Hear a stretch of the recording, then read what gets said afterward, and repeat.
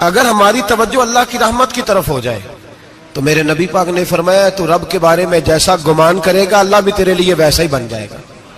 اللہ ویسا بن کے تجھے نوازے گا. اگر تیرا یہ ذہن بن جائے نا کہ جو اللہ مجھے دے گا وہ مجھے ہی دے گا تو اللہ تبارک و تعالیٰ سب سے بڑھ کر تجھے ہی عطا فرمائے گا. لیکن امید رب کرے اور امید رحمت کی، اس کے کرم کی، اس کی عطا کی. ہاں ایک پہلو ضرور سوچ کے رکھنا چاہیے اس موضوع پر. ساری دنیا نکما کہہ دے تو بیٹا ماں باپ کے نزدیک نکما نہیں ہوتا. باپ بیچارہ ایک غلطی بچہ کرتا ہے تو وہ جاتا ہے، دوسری کرتا ہے تو جاتا ہے، تیسری جگہ بھی اس کے حصے کی معافی مانگنے جاتا ہے، بڑا کچھ کرتا ہے. پھر ایک وقت آ ہی جاتا ہے کہ جب باپ مجبور ہو کے اخبار پہ اشتہار دیتا ہے کہ میں نے اسے آگ کر دیا ہے، اب میں اس کے سیاہ سفید کا مالک. کیا خیال ہے آپ کا؟ پہلی غلطی پہ ابا جی ایسے کر دیتے ہیں جی، دوسری پہ کرتے ہوں گے. کب کرتے ہیں؟ جب بولے جب حد ہو جاتی ہے. اور ایک دو اشتہار نہیں ہوتے. آپ سویرے اخبار کھولیں، اخبار کے اندر کے صفحات کا مطالعہ کریں تو شاید درجنوں اشتہار ہوتے ہیں آنکھ نامے کے. بھئی کس باپ کا دل کرتا ہے کہ وہ بیٹا جس کے لیے اس کی امید ہے کہ کل میرے بڑھاپے کا سہارا بنے گا وہ لکھ کے دے دے کہ میرا رشتہ ہی کوئی نہیں بیٹے کے ساتھ؟ کس کا دل کرتا ہے؟ اور پھر یہاں تک نہیں ہوتا بلکہ آپ قانون جاننے والے لوگوں سے کبھی پوچھیں، وہ آنکھ نامہ لوگ عدالتوں میں جمع کراتے ہیں. کہتے ہیں جی میں نے تو اخبار میں نکال دیا، میرا اس کے ساتھ کوئی تعلق، اماں کہتی ہے میرا کوئی رشتہ نہیں. کیوں؟ کب ہوتا ہے ایسے؟ جب بچہ حد کر دے. جب بچہ ایک دو تین چار غلطیوں پہ ایسا، اللہ بھی بندے کو سزا دیتا ہے. لیکن کب؟ جب بندہ باز ہی نہ آئے بندہ توبہ کرے ہی نہ، رجوع ہی نہ کرے، سوچے نہ کہ مجھے اللہ کی بارگاہ میں جانا چاہیے. ہم لوگ اپنا ایک ذہن بنا کے زندگی گزارتے ہیں، ایک ذہن بنا کے، بلکہ لوگ گناہوں کے نام بدل کے وقت گزارتے ہیں. ہم اپنے نفس کا بت بنا کے سارا وقت اسی کی پوجا پہ معاذ اللہ لگا دیتے ہیں. بس یہ ٹھیک ہے، یہ ٹھیک ہے اور یہ ٹھیک ہے، چوتھی بات صحیح کوئی نہیں. اسی کے اندر ہم الجھے رہتے ہیں میرے بھائی. رحمت الہی کا غلط تصور اپناتے ہیں. او میرے بھائی، کسی بندے کی مجبوری تو معاف ہوتی ہے، لیکن اگر کوئی جان بوجھ کے زیادتی کرے تو وہ معاف، اس کی معافی. جس بچے کو پتا ہو نا استاد کو کہ اس کے واقعی گھر میں فوتگی ہو گئی تھی، استاد اسے سزا نہیں دیتا. جس کا پتا ہو کہ واقعی یہ بیمار تھا تو استاد اسے کلاس میں کھڑا نہیں کرتا. جس کا پتا ہو کہ یہ زیادتی کر رہا ہے، جان بوجھ کے کر رہا ہے، استاد اسے ڈنڈوں سے مارتا ہے اور زیادہ مارتا ہے. کہتا ہے تو نالائق ہے، تو جان بوجھ کے کرتا ہے. میرے بھائی اللہ کی رحمت ہے، ہر ایک پہ برستی ہے. لیکن ایک بندہ کھڑا ہی ہو جائے رب کے مقابلے میں، وہ نہ نماز پڑھے، نہ مسجد آئے، نہ کوئی کام کرے، نہ وہ دین کی طرف توجہ کرے، نہ وہ کبھی اللہ سے استغفار کرے، نہ وہ کبھی جائز کام کی طرف توجہ کرے، ساری زندگی حرام کٹھا کرے، ناجائز کرے، تو اب تو نے حد کر دی. تیرے پاس غضب آیا نہیں بلکہ تو نے غضب کو آواز دی ہے. تو نے اللہ کے غضب کو، بولیے اللہ کے غضب کو، غضب ہونا اور ہوتا ہے اور غضب کو آواز دینا، بولیے غضب کو آواز دینا، ان میں فرق ہے میرے بھائی، یاد رکھیں. ہم آواز دیتے ہیں غضب کو، غضب ہوتا نہیں. دیکھیں نبی کریم صلی اللہ علیہ وسلم، اور یہ حدیث آپ نے یاد رکھنی ہے، یہ یاد رکھنی ہے. نبی پاک صلی اللہ علیہ وسلم نے نا بہت کم لوگوں کو بیوقوف کہا ہے. ہمارے زمانے میں تو عام لفظ ہے نا بیوقوف کہنا. اللہ کے رسول صلی اللہ علیہ وسلم نے بہت کم لوگوں کو بیوقوف کہا. مسند امام احمد بن حنبل کی حدیث ہے، نبی کریم علیہ الصلوۃ والسلام نے فرمایا وہ احمق ہے، وہ بیوقوف ہے. نبی پاک فرما رہے ہیں. اور میں نے کہا کم لوگوں کو حضور بیوقوف کہتے تھے. نبی کریم علیہ الصلوۃ والسلام نے فرمایا وہ بندہ بیوقوف ہے جو سارا دن اللہ کی نافرمانی کرتا ہے اور پھر بھی رب کی رحمت کی امید کرتا ہے، تو بیوقوف ہے. صبح سے شام تک لگا ہوا ہے، میں نے نہیں اللہ ماننی، میں نے نہیں تیری ماننی، معاذ اللہ میں نے نہیں ماننی. شام ہوتی ہے تو کہتا ہے اللہ بڑا مہربان ہے بخش دے گا. تو بیوقوف ہے، تو بیوقوف ہے. تو بتانا کیا مجبوری تھی نماز نہ پڑھنے کی؟ کس نے تجھے گن پوائنٹ پہ کہا تھا حرام کھانے کو؟ اور فلاں آدمی کی تو نے غیبت کی تو تیرا اس میں کیا فائدہ تھا؟ یہ جو تو نے صرف 10 بندوں کو ہنسانے کے لیے جھوٹا لطیفہ سنایا، اس میں تیرا کیا نفع تھا؟ تو صبح سے شام تک نافرمانی کرتا ہے، شام کو کہتا ہے اللہ کریم ہے معاف کر دے گا، اللہ مہربان ہے معاف کر دے گا. استاد مہربان ہوتا ہے کہ نہیں؟ فیل کیوں کرتا ہے امتحان میں؟ بولے استاد باپ ہوتا ہے نا، اس کا دل کرتا ہے شاگرد فیل ہو جائے، تو کیوں کرتا ہے؟ لیکن شاگرد نے زیادتی کی، اس نے پڑھا نہیں، اس نے میں نے کہا باپ آنکھ نامہ لکھواتا ہے، مجبور ہو کے لکھواتا ہے نا۔ او بھائی یاد، بڑی پیاری مثال ملا رومی لکھتے ہیں، کہتے ہیں میرے گاؤں کی ایک بی بی تھی، اس بی بی نے ایک بچڑا پالا ہوا تھا۔ دیہاتوں میں نا بوڑھی مائیں بچڑے کو پیڑا دیتی تھی اور نام بھی رکھ لیتی تھی، کسی نے مٹھو نام رکھا ہوتا تھا، کسی نے کوئی نام۔ کہتے ہیں ماں نے بچڑا رکھا ہوا تھا، اماں اس کو آواز دیتی تو بچڑا دوڑا آتا، اماں اس کو پیڑا کھلاتی، بچڑا بڑا پیارا تھا، جوان ہو گیا۔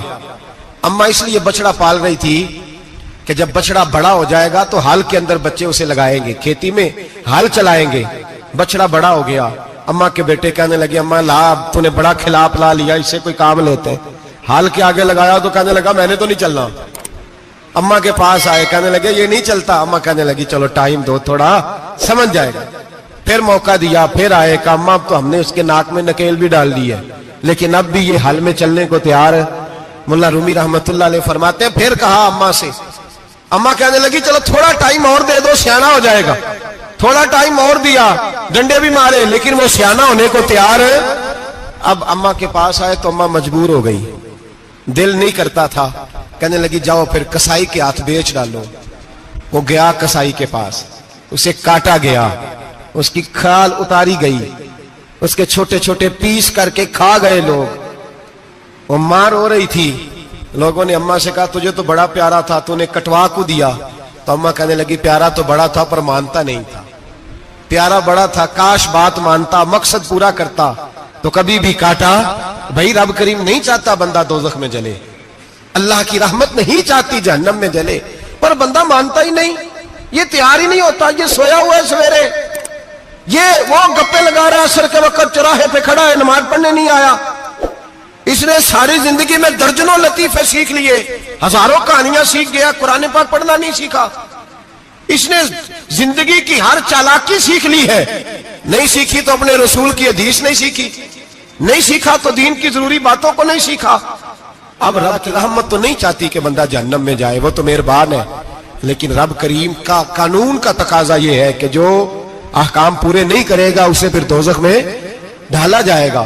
تو ہمارے بزرگ فرمایا کرتے تھے اصل بات یہ ہے کہ اللہ نہیں مسلمان کو دوزخ میں ڈالنا چاہتا، مسلمان اپنی مرضی سے چھلانگے لگا رہا ہے، یہ خود چھلانگے لگاتا ہے، یہ باز نہیں آتا۔ آپ یقین کریں بڑی ذمہ داری کے ساتھ، بڑے خلوص کے ساتھ اور بڑی دیانتداری سے تجربے کی بات عرض کرتا ہوں، ہمارے بہت سارے گناہ ایسے ہیں جن گناہوں کا ہماری دنیا داری کو بھی کوئی فائدہ نہیں، کوئی فائدہ نہیں ہماری دنیا کو بھی اس غلطی کا۔ میری باتوں کی سمجھ آ رہی ہے آپ دوست؟ کچھ گناہ ایسے ہیں، ایک تو ہوتا ہے کہ دنیا کا کوئی فائدہ ہو، اس گناہ میں ہماری دنیا کا بھی کوئی فائدہ۔ جو آدمی جھوٹے لطیفے سناتا ہے، جھوٹ بولتا ہے، جھوٹ کوئی فائدہ نہیں اسے، لوگ 10 منٹ ہنستے ہیں اور باہر جا کہتے ہیں یار یہ تو کوئی غیر سنجیدہ آدمی ہے، وہ عقل ہی نہیں۔ کیا فائدہ کمایا اس نے، کیا نفع لیا اس نے؟ جو آدمی بڑھ بڑھ کے باتیں کرتا ہے، 2 4 5 10 آدمیوں کی غیبت کر جاتا ہے، لوگ کہتے ہیں یار بڑا چغل خور ہے، کیا کمایا اس نے زندگی میں؟ کچھ حاصل کر لیا اس نے؟ ہمارے بہت سارے گناہ میرے بھائی وہ ہیں جن کا ہماری دنیا کو بھی کوئی فائدہ نہیں، تو کیوں نہ ہم ان گناہوں کو چھوڑ دیں تاکہ ہمارے دین کو تو فائدہ ہو جائے، دین کو تو فائدہ ہو جائے۔ صرف زبان کے ذائقے ہیں، کچھ دیر کے لیے ہماری طبیعت کے تقاضے ہیں، 10 منٹ کی مسکراہٹ ہے جس کے لیے ہم اللہ تبارک و تعالیٰ کا قانون توڑتے پھر جا رہا ہوں۔ میرے حبیب کریم علیہ السلام نے مسلمان کو کہا ہے کہ تیرا رب تو چاہتا ہے کہ بس تو آ جا، وہ تجھ پہ رحمت نازل کر دے گا۔ آنا تو شرط ہے کہ نہیں؟ آنا تو شرط ہے کہ نہیں؟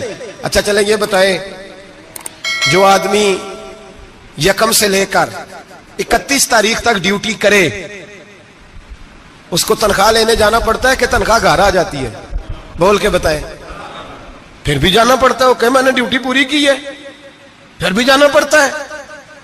ڈیوٹی پوری کرنے کے باوجود تجھے تنخواہ لینے، اور ہو سکتا ہے کہ یہ بھی کہا جائے ابھی آئی نہیں کل آنا، ہو سکتا ہے یہ بھی کہا جائے پرسوں آنا، یہ بھی ممکن نہیں کہ فوراً او خدا کے بندے تو آتا ہی نہیں خدا کی رحمت لینے، تو اس کے گھر کی طرف رجوع ہی نہیں کرتا، تو توجہ ہی نہیں کرتا، تو کہتا اللہ مہربان ہے۔ بھائی مہربان تو ہے، تو رحمت لینے آیا ہے، تو نے کو بہانہ بنایا اس کی رحمت کا؟ اللہ کی رحمت قیمت نہیں مانگتی، بہانہ مانگتی ہے، پر بتانا تیرا کو بہانہ ہے کہ نہیں؟ میرے نبی کریم سید عالم صلی اللہ تعالی علیہ وسلم نے فرمایا رب قیمت کا سوال اور نہیں مانگتا، یقین کریں نہیں بندے قیمت مانگتے ہیں. آپ 100 دفعہ مسکرا کے بات کریں، ایک دفعہ نہ کرے تو کہتے ہیں مولوی صاحب امیر ہو گئے، اب تو صحیح سلام بھی نہیں لیتے. ایک دفعہ ہو سکتا ہے بیچارہ پیٹ میں درد ہو رہی ہو سکتا ہے گھر کی کو بہت بڑی ٹینشن ہو سکتا ہے کوئی مجبوری ہو. بندے ہمہ وقت قیمت مانگتے ہیں، ہمہ وقت آپ تندرست ہیں، ہر وقت آپ قیمت ادا کرتے ہیں تو لوگ راضی ہیں. لیکن رب کہتا تو کوئی قیمت نہ دے، کوئی بہانہ ہی بنا لے، تیرا رب تجھ سے راضی ہو جائے گا. سنیں بڑی پیاری حدیث، بڑی خوبصورت حدیث، کنز المال میں دیگر کتب احادیث میں ہے. حضرت ابو ہریرہ رضی اللہ تعالیٰ عنہ فرماتے ایک بابا جی نبی پاک کی بارگاہ میں آئے، اور جب وہ واپس جانے لگے تو میں نے عمر پوچھی تو عمر تھی 96 سال. کہتے ہیں بزرگ جب آئے نا تو یہ بھویں جو ہے نا ان کی سفید ہو کے تو یوں آنکھوں پہ آ گئی. بڑی چھڑی بابا جی نے پکڑی ہوئی اور دونوں ہاتھ پکڑ کے نا چھڑی کے اوپر جھکے ہوئے ہیں ایک جانب. قربان جاؤں، کہتے ہیں جب وہ بزرگ مسجد میں داخل ہوئے تو میرے رسول نے کھڑے ہو کے استقبال فرمایا، کھڑے ہو، اور نبی کریم صلی اللہ علیہ وسلم نے آگے بڑھ کے بابا جی کو بازو سے پکڑا اور بٹھایا. حضور بیٹھ گئے. کہا بزرگوں کیسے آئے ہو؟ تو کہتے ہیں وہ بابا جی بات کرتے تو آنکھ کھول کے پہلے حضور کا چہرہ دیکھتے، پھر وہ بات کرتے تو ان کے لب و لہجے کے اندر بڑی پریشانی، بڑی تکلیف، بڑی مایوسی. عرض کرنے لگے یا رسول اللہ، حضور زندگی ساری گناہوں میں بیت گئی ہے، حضور غلطیاں ہی غلطیاں، یاد ماضی عذاب ہے، یا رب چھین لے مجھ سے حافظہ میرا. اے اللہ کے رسول بڑی لمبی فہرست ہے، پاپ ہی پاپ ہے، کالے سیاہ دفتر ہے. یا رسول اللہ صلی اللہ علیہ وسلم جب پلٹ کے دیکھتا ہوں حضور مجھے نیکی دکھائی نہیں دیتی. حضور اس عمر میں آپ کا ایک صحابی ملا ہے، اس نے بات سمجھائی ہے تو تھوڑا خیال آیا ہے، لیکن یا رسول اللہ صلی اللہ علیہ وسلم اب میرا وجود بیکار ہو گیا ہے، حضور بوڑھا ہو گیا ہوں. 3 باتیں کہیں بزرگوں نے اور نرالی کہیں. کہنے لگے یا رسول اللہ صلی اللہ علیہ وسلم، حضور اب تو میری کمر بھی سیدھی نہیں ہوتی کہ میں نماز ہی صحیح ادا کر سکوں، بوڑھا ہو گیا ہوں. یا رسول اللہ صلی اللہ علیہ وسلم اب میرے اندر طاقت نہیں کہ میں محنت مزدوری کر کے صدقے اور خیرات دے سکوں. یا رسول اللہ صلی اللہ علیہ وسلم اب میں تلوار لے کے جہاد بھی نہیں کر سکتا. حضور نہ میں لمبی نمازیں پڑھ سکتا ہوں، آقا نہ میں صدقات و خیرات دے سکتا ہوں، محبوبہ نہ میں دین کے لیے کوئی جہاد کر سکتا ہوں. بیکار وجود ہے، بیکار وجود کو تو گھر والے برداشت نہیں کرتے، بچے دعا کرتے ہیں یا اللہ ابا جی کو پردہ دے دے، اماں کو پردہ دے دے. بیکار ہو گیا ہوں اور آج آیا ہوں تو مجھ بیکار کو میرا رب قبول کر لے گا؟ آج کلمہ پڑھوں تو بیکار ہوں، کسی کام کا نہیں، نہ نماز نہ صدقات نہ جہاد، قبول کر لے گا؟ حضرت ابو ہریرہ فرماتے ہیں جیسے برسات میں بارش کی جھڑی لگتی ہے، یوں مصطفیٰ کی آنکھوں سے جھڑی لگ گئی. حضور کھل کے روئے، کھل کے. اور میرے حبیب پاک نے فرمایا بزرگوں بڑے مجاہد ہیں، دین کے لیے جہاد کرنے والے بڑے ہیں، رب کریم کو آپ کی تلوار کی اتنی حاجت نہیں. اور فرمایا اس کے خزانے کوئی خالی تو نہیں کہ آپ ہی گویا صدقہ دیں گے تو بھرے جائیں گے. اور فرمایا پھر رب کریم کی شان میں اضافہ نہیں کرتی عبادتیں، وہ تو بندے کو نفع دیتی ہیں. میں بزرگوں نہ آپ جہاد کریں نہ آپ صدقات دیں، لا لمبی نمازیں پڑھیں، آپ صدق دل سے آ جائیں، اللہ کے رسول کا وعدہ ہے رب آپ کو بغیر حساب کتاب جنت عطا فرما دے گا. آنا تو شرط ہے کہ نہیں؟ آئیں تو صحیح، نہ پہنچے تو صحیح، آ جائیں. اس کو نہیں عادت صدقات و خیرات کی، جہاد کی، تبلیغ، آئے تو صحیح نا. ان العبد اذا تعرف ثم تاب تاب اللہ علیہ. میرے حبیب نے فرمایا بندہ جب رو کے کہتا ہے نا یا اللہ غلطی ہو گئی معاف کر دے، فرمایا میرا مالک اسے فوراً ہی معاف فرما دیتا ہے. تو آ تو صحیح، تو آتا ہی نہیں، تو آ ہی نہیں رہا، تو گھر میں بیٹھا ہوا ہے، تو سویا ہوا ہے، تو دکانداری کر رہا ہے، تو پیسے گن رہا ہے، تو آیا ہی نہیں. آ تو صحیح. بلکہ میرے نبی پاک فرماتے ہیں جب اللہ پاک کا بھاگا ہوا غلام آتا ہے پھر تو اللہ زیادہ راضی ہوتا ہے، پھر تو اللہ زیادہ راضی ہوتا ہے، زیادہ راضی ہوتا ہے. تو آ تو صحیح، پہنچ تو صحیح. بلکہ صوفیات اور بات کرتے ہیں، وہ کہتے ہیں تو کبھی بھول کے بھی رب رب کرے تو اللہ تو اسے بھی قبول کر لیتا ہے. بھول کے. ملا رومی کہتے ہیں بنی اسرائیل کا بندہ ہے، صنم پتھر کو کہتے ہیں، بت کو کہتے ہیں، بت کے سامنے کھڑا ہے اور ساری رات کہتا ہے یا صنم یا صنم یا صنم، اے پتھر اے بت. ساری رات پکارتا رہا، رات گہری ہو گئی، نیند کا غلبہ، تھک گیا، سونے کے قریب آیا تو غلطی سے منہ سے نکل گیا یا صمد، یا صنم کی جگہ نکل گیا. رب کریم نے فرمایا جبریل دوڑ کے جا، جو مانگتا اسے دے دے. حضرت جبریل عرض کرتے ہیں مولا بھول کے تیرا نام لے رہا ہے، بھول کے لے رہا ہے.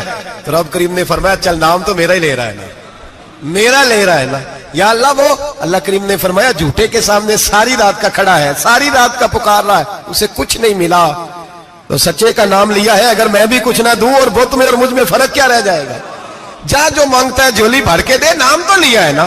او بھائی تو بہانا تو بنانا، آ تو صحیح نا، تو یہاں آ جا، پہنچ جا، آ جا، بس بیٹھ جا، اس کی بارگاہ ناز میں حاضر تو ہونا. تجھے فرصت ہی نہیں، تو یاروں کے لیے ٹائم نکالتا ہے، بازاروں کے لیے ٹائم نکالتا ہے، گلیوں کے لیے ٹائم نکالتا ہے، چوکوں چوراہوں کے لیے ٹائم نکالتا ہے، ہفتے میں ایک دن ہوٹلنگ کے لیے بھی جاتا ہے، لیکن کبھی چھپ کے 2 نفلوں کی تجھے توفیق نہیں ہوتی. اور میں کئی دفعہ کہہ چکا ہوں جس بندے کو بغیر عبادت کے رزق زیادہ ملنے لگ جائے اس پر آزمائش ہوتی ہے رب کریم کی.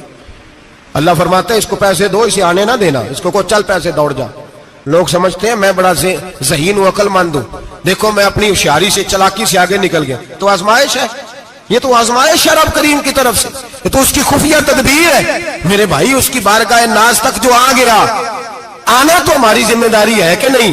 پھر اس کی رحمت آگے بڑھ کے استقبال کر لیتی ہے، پھر اللہ کا فضل اس کو تھام لیتا ہے اس بندے کو. اور خدا کی رحمت کتنی زیادہ ہے. میرے حبیب کریم سید عالم صلی اللہ علیہ وسلم نے فرمایا اللہ نے اپنی رحمت کے 100 حصے کیے. حضور فرماتے ہیں ایک حصہ اللہ نے دنیا میں نازل کیا ہے. کتنا؟ ایک حصہ. فرمایا یہ جو ماں بیٹے سے پیار کرتی ہے، باپ بیٹے کے لیے مزدوری کرتا ہے، یہ جو بہن بھائی کے لیے روتی ہے، یہ جو بیوی شوہر کے لیے دعا مانگتی ہے، یہ جو بچے ماں باپ سے پیار کرتے ہیں، فرمایا یہ اس ایک رحمت کا نتیجہ ہے، ایک رحمت کا نتیجہ. تو صحابہ کہنے لگے یا رسول اللہ وہ 99 کدھر ہیں؟ نبی پاک نے فرمایا رب کریم نے سنبھالی ہوئی ہے، قیامت کے دن تمہیں عطا فرمائے گا. ابھی تو ایک نازل کی ہے، ابھی اللہ نے. ایک بزرگ تھے ہمیں تفسیر پڑھایا کرتے تھے، تفسیر کے استاد تھے. میں نے ان سے ایک دن کہا، میں نے کہا حضرت صاحب کچھ باتوں میں نا میں اڑ جاتا ہوں، میں اپنے آپ کو اتنا لائق نہیں سمجھتا، تو کہیں کہیں نا ذہن الجھ جاتا ہے، تو کبھی الجھ جاتا ہوں. ایک سوال کئی دنوں کا ہے، اصول تفسیر کا مسئلہ ہے. تو کچھ چیزیں ایسی ہوتی ہیں بزرگ کہتے ہیں جو کتابوں سے نہیں ملتی، صرف سینوں سے ملتی ہیں. کورس تو فقط لفظ ہی سکھاتے ہیں، یہ آدمی ہے جو آدمی بناتے ہیں. میں نے کہا صاحب یہ سمجھ نہیں آئی کہ یہاں بھی صاحب وہاں بھی صاحب. کہنے لگے جی کس طرح؟ میں نے کہا جی یہاں قبر میں بھی سوالوں کے جواب اور پھر قیامت میں بھی. مجھے کہنے لگے جاؤ امام راضی کی تفسیر اٹھا کے لاؤ. میں تفسیر ان کے سامنے لا کے رکھی تو کہنے لگے یہ سیدنا یوسف علیہ السلام کا واقعہ ذرا دیکھو تفسیر یوسف میں. اس میں ایک عجیب بات لکھی ہے. حضرت یوسف علیہ السلام کے زمانے میں قحط ہو گیا، تو جناب یوسف علیہ السلام نے، کیونکہ آپ اللہ کے نبی سے پہلے سے جان گئے قحط ہوگا، تو حضرت یوسف نے گندم پہلے سٹاک کر لی تھی بہت زیادہ. باقی علاقوں میں جب قحط پڑا نا، اب سب لوگوں نے مصر کی طرف رجحان کیا گندم لینے کے لیے. تو حضرت یوسف علیہ السلام نے نا شہر کے دروازے پر بندے کھڑے کر دیے. فرمایا جو بندہ آئے نا اس سے 2 سوال پوچھنا. جو آئیں گے لوگ گندم خریدنے، جو آئے 2 سوال پوچھنا. ایک پوچھنا کہاں سے آیا ہے، اور ایک پوچھنا لے کے کیا آیا ہے. ایک پوچھنا، سمجھ آ رہی ہے بات کی، اور دوسرا پوچھنا کہ لے کے سونا لے کے آیا ہے، چاندی گندم خریدنی ہے تو کیا چیز لے کے آیا ہے، کہ نقد پیسے لایا ہے، یہ پوچھ لینا. جو آئے 2 باتیں پوچھنا. ایک پوچھنا کہاں سے آیا ہے اور دوسرا پوچھنا کیا. ایک روایت میں 3 سوال بھی ہیں، لیکن فرمایا پوچھنا 2 سوال ضرور. انتظار تھا نا بھائیوں کا کنان سے آنے والوں کا. فرمانے لگے سب سے 2 سوال پوچھنا. جب کنان والے آئے نا ان سے صرف اتنا پوچھ لینا کہ وہ کہاں سے آئے ہیں. اگر پوچھے نا کنان سے آئے ہیں تو پھر یہ نہ پوچھنا کیا لے کے آئے ہیں، پھر میں جیب میں خود ٹٹول لوں گا وہ کیا لے کے آئے. باقیوں سے 2 سوال. جب میرے بھائی آئے نا، بھائی بھائیاں دے ویری ہوندے تے بھائی بھائیاں دیا باواں. جب میرے بھائی آئے تو ان سے یہ نہیں پوچھنا کہ وہ کیا، بس یہ پوچھنا کہ کہاں سے. اتنی بات پوچھنا، باقی میں پوچھ لوں گا. آپ فرمانے لگے رب بھی فرشتوں سے کہتا ہے تم قبر میں نا میرے بندوں سے زیادہ سوال نہ کرنا، بس یہ پوچھ لینا مجھے مانتے ہیں، میرے نبی کو مانتے ہیں. قبر میں تم اتنے سوال پوچھ لینا، باقی لے کے کیا ہے وہ میں خود ہی پوچھ لوں گا. فرشتوں کے سامنے رب کریم اپنے بندے کو بے آبرو کرنا، بس تو یہ بتا دے اللہ رسول کو مانتا ہے کہ نہیں. باقی جو تیرا حساب کتاب ہے نا، اللہ فرماتے ہیں میں قیامت میں کر لوں گا، میں پوچھ لوں گا اس کا کیا علاج کرنا ہے. بس تم اتنا بتا دو مجھے مانتے ہو، میرے رسول کو، میرے بھائی، میرے نبی کریم. अलैहिस्सलाम फरमाते हैं जो बंदा तौबा करने वाला था, अल्लाह की बारगाह में आने वाला था, बार बार तौबा करता था, एहसास रहता था, उसे एहसास था, आया करता था, फिर भी गलतियां हो गई, कयामत के दिन रब करीम अपने फजल की चादर उस पर डालेगा, फजल की चादर डालेगा और रब करीम उससे पूछेगा ये गुनाह किया था? और नबी पाक फरमाते हैं उसने बड़े भी गुनाह किए, अल्लाह छोटे छोटे गुनाहों के बारे में पूछेगा, ये गलती की थी, ये गुनाह, बंदा डर रहा है, वो कह रहा है पता नहीं सजा क्या मिलेगी, क्योंकि दुनिया में भी डरता रहा, यहां भी डर रहा है। शर्त यह है कि एहसास वाला हो, आता रहो, फिर भी गलतियां हो गई, ख्याल करता था, मेहनत करता था, नेक होने की जद्दोजहद करता था, कोताहियां रह गई, ये गुनाह किया था या अल्लाह भूल गया था, ये गुनाह किया अल्लाह मुझसे गलती हो गई, यहां भी किया था या अल्लाह गलती हो गई। नबी पाक सल्लल्लाहु अलैहि वसल्लम फरमाते छोटे छोटे गुनाह अल्लाह दिखा रहा है और उससे कह रहा है ये किया था, मानता जा रहा है। रब करीम फरमाता है पता है मैं तेरे साथ क्या करने वाला हूं? टांगे कांप गई, या अल्लाह पता नहीं। फरमाया मैं तुझे इन गुनाहों के बदले नेकियां देने लगा हूं, इन गुनाहों के बदले नेकियां। नबी पाक फरमाते फटाफट ही बोल पड़ा, कहने लगा या अल्लाह मैंने तो बड़े बड़े गुनाह भी किए, अगर तूने गुनाहों के बदले नेकियां दे दिया तो मेरे तो बड़े बड़े पाप भी हैं, वो दूसरे किधर है? तो मेरे हबीब करीम अलैहिस्सलातु वस्सलाम फरमाते हैं रब मुस्कुराएगा जो रब की शान के लायक है। अल्लाह फरमाएगा तेरे दिल में एहसास था, तू आया करता था, तू तौबा करता था, तू मेरी बारगाह नाज में आता था, पता तेरे ऊपर चादर क्यों डाली है? या अल्लाह नहीं, फरमाया मैं तुझे अपनी रहमत की चादर में छुपा के जन्नत में दाखिल करना चाहता हूं। मेरे भाई तू आ तो सही, तू पहुंच तो सही, खुदा रहा। ये जो जितनी दुनियादारी है ना, ये तो आप हर वक्त करेंगे तो राजी होंगे लोग, हर वक्त। और ये जो हमने प्लानिंग की हुई है ना कि मैं फलाना काम करके सियाना हो जाऊंगा, तो इतनी मोहलत नहीं दी अल्लाह पाक ने। वो कहता फौरन आ, अपनी मंसूबा बंदी बदले, रहमत इलाही की जानिब तवज्जो करे, अपना ज़हन रब करीम के बारे में करम वाला बनाए और ये इरादा करे कि मैं उसकी बारगाह में आऊंगा तो वो मुझे अता करेगा। अपने बाजू पे भरोसा ना करे, अपनी अकल पे भरोसा ना करे, भरोसा जब भी करे खुदा की रहमत पे करे, उसके फजल पे करे, उसके करम पे करे और ज़हन बनाए कि अल्लाह माफ करने वाला है। हमारे जिम्मे यह है कि हम अपने गुनाहों का एहसास पैदा करें, हमारी जिम्मेदारी यह है कि हम तौबा सच्ची और खरी करें, हमारी ड्यूटी यह है कि हम अल्लाह की बारगाह में सही मानों में हाजिरी दें। हम तौबा भी झूठी करते हैं, बल्कि अगर मैं कहूं कि मजाक करते हैं। शब बारात आने वाली है ना, किस दिन है? जुमेरात को शब बारात आएगी। कुछ लोग तो खैर वैसे ही डट जाते हैं, कहते हैं हम नहीं मानते, वो पक्के लगे हुए हैं, वो कहते हैं नहीं इबादत नहीं करनी चाहिए। मैंने कहा यार बस करो, छोड़ दो, अब अल्लाह की इबादत करने के लिए भी तुमसे सनद लेनी पड़ेगी कि मौलवी साहब इजाजत दे, नफल पढ़ लें, इजाजत लेनी पड़ेगी। और बंदे बड़े समझदार हैं, वो कोई सियासी बंदा दूसरी पार्टी का आ जाए तो उसे मुतमिन कर लेते हैं, कुछ बसरा दूसरी जमात का मसला पूछ ले, कहते मौलवी साहब पूछ के दसांगा। ये मोटी सी बात है। शबरात को क्या होता है? इबादत। क्या होता है? बोल के बताए। यही होता है ना, तो इसके लिए सर्टिफिकेट की जरूरत है जी। वल्लज़ीना यबीतूना लिरब्बिहिम सुज्जदन व क़यामा, अल्लाह फरमाते हैं मेरे बंदे सारी रात गुजार देते हैं या कयाम करते हुए या सजदा करते हुए।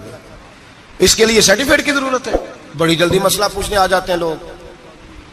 हाँ, एक वो है जो मानते ही नहीं सिरे से, एक वो है जो बड़ा अजीब मानते हैं। वो कहते हैं शबरात है, छोटा गोश्त ही नहीं मिल रहा दुकान से। भाई शबरात गोश्त खाने का दिन है, हलवा खाने का दिन है शब बारात, मौज करने का दिहाड़ा आ गया शब बारात। शबरात आई है, पहले किलो गोश्त आता था, अब 2 किलो ले लो।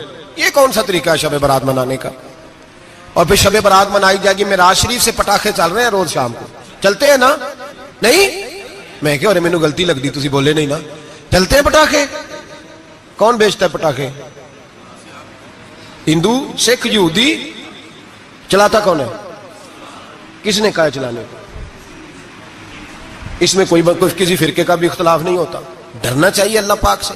अल्लाह जहन्नम की आग ठंडी करता है, हम जलाते हैं शबरात को। रब फरमाता है ठंडी होगी, हम जला रहे हैं। बच्चे पटाखों के पैसे पड़ोसी से लेके आते हैं कि हमसे लेते हैं? हम मना क्यों नहीं करते?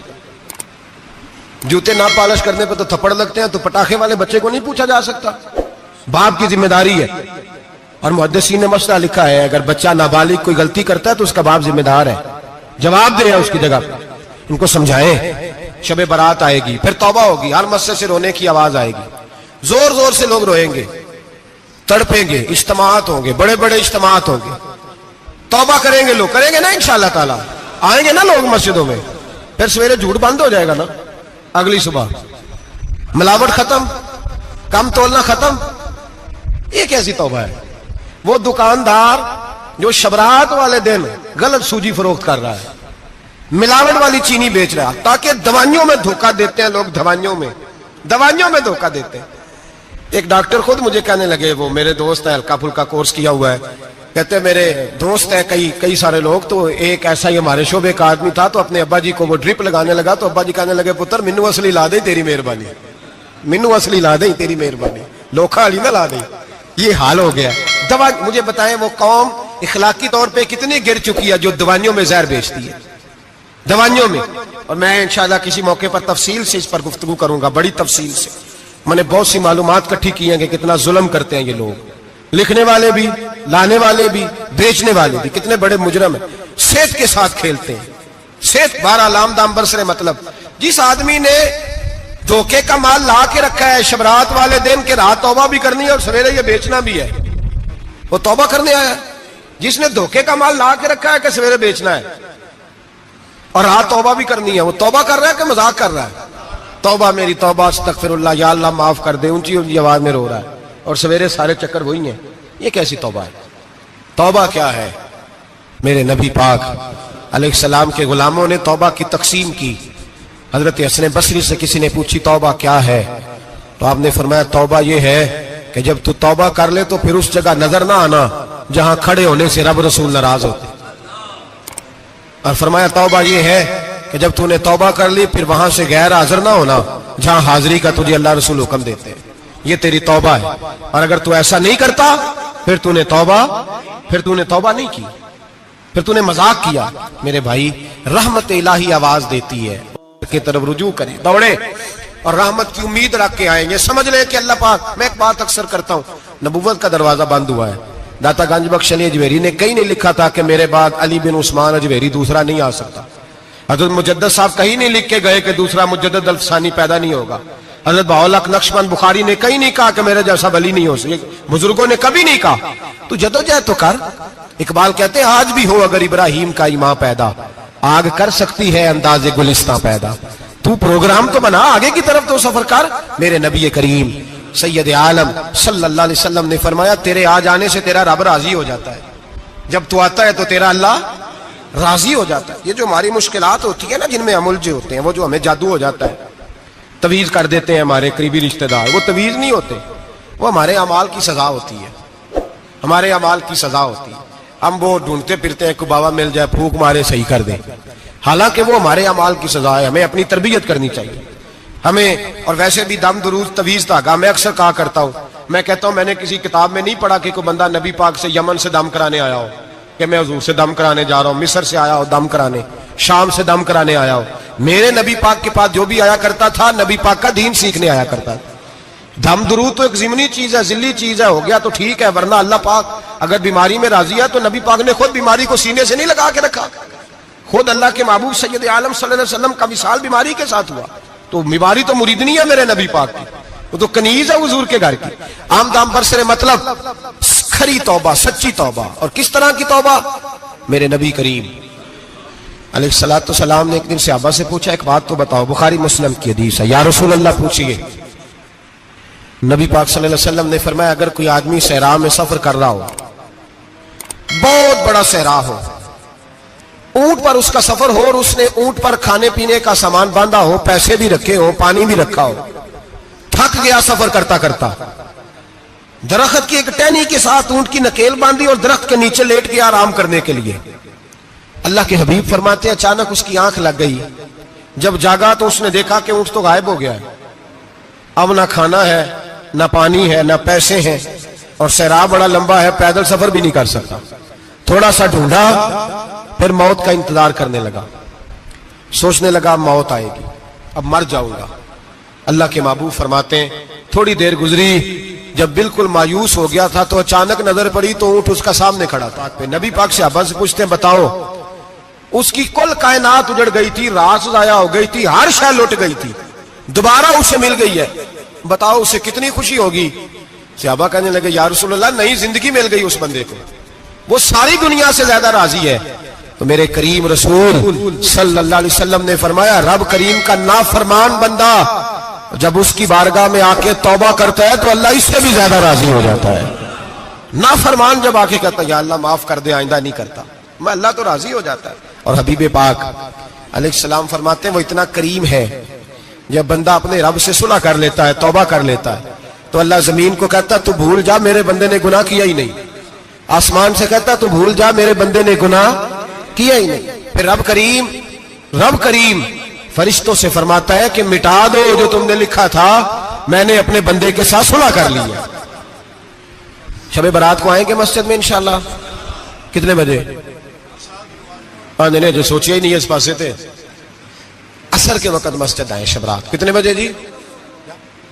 عصر کے وقت آئیں, غسل کریں, مسجد آئیں, عصر کے بعد درود شریف پڑھیں اور مغرب سے لے کر فجر تک عبادت کریں. مغرب میں شام شروع ہو جاتی ہے. ایک رات جاگ کے دیکھیں, جاگنا پڑتا ہے. مریض ہو جائیں تب بھی جاگنا پڑتا ہے, دکھ لگ جائے تب بھی وہ جگا لیتا ہے. بڑے بڑے جاگتے ہیں, بڑے بڑے جاگ لیتے ہیں, وہ جگا لیتا ہے. تندرستی بھی, صحت بھی, دولت بھی, اے سی بھی, پلنگ بھی بڑا اچھا, لیکن اگر وہ نیند نہ دینا چاہے تو بندہ ساری رات ہی تڑپ کے جاگتا ہے, تڑپ کے. اور بھوکا اتنا, روٹی کا بھوکا اتنا پریشان نہیں ہوتا جتنا نیند کا بھوکا پریشان ہوتا ہے. الجھ جاتا ہے انسان, وہ جگا لیتا ہے قبل اس کے کہ وہ خود جگائے, خود بخود جاگ جائے.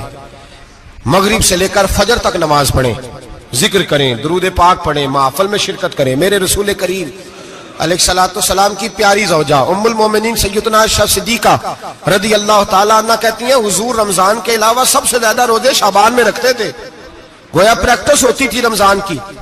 میں نے عرض کیا یا رسول اللہ صلی اللہ علیہ وسلم اتنے روزے کیوں رکھتے ہیں, ابھی رمضان تو آگے ہے.